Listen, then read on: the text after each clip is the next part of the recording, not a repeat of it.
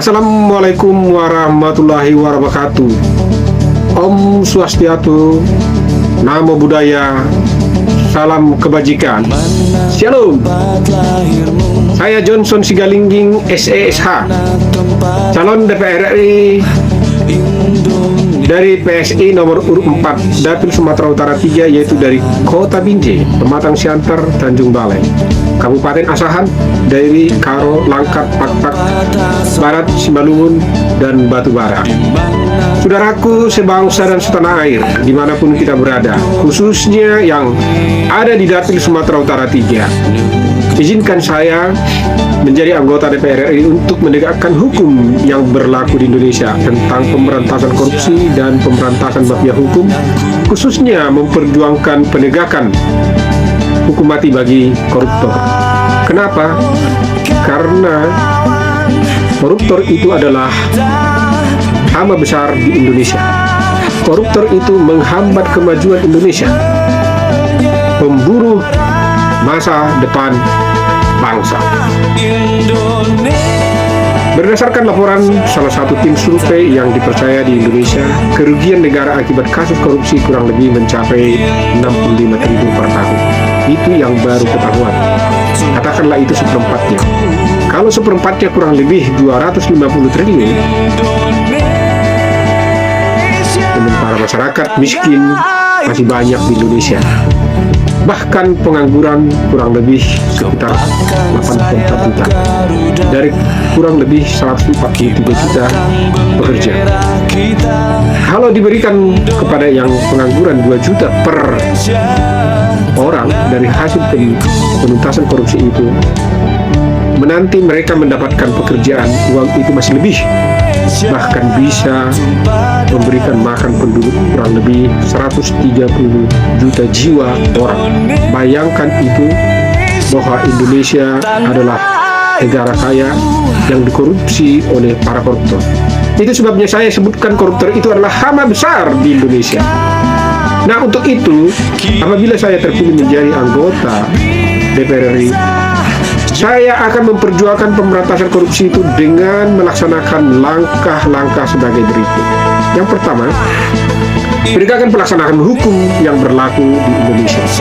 Yang kedua, perbaikan undang-undang yang memiliki pasal-pasal karet yang mengandung makna ganda.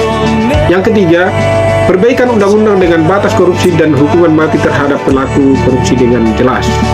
Yang keempat, membuat sistem teknologi digital komputerisasi yang terintegrasi dan bisa diakses oleh semua masyarakat Indonesia secara transparansi untuk laporan keuangan negara, baik penerimaan maupun pengeluaran dapat dilihat secara terbuka. Yang kelima, membuat sistem teknologi komputerisasi yang terintegrasi dan bisa diakses oleh semua masyarakat Indonesia secara transparansi, baik penerimaan dan pengeluaran masing-masing warga negara Indonesia, jadi tidak bisa neko-neko.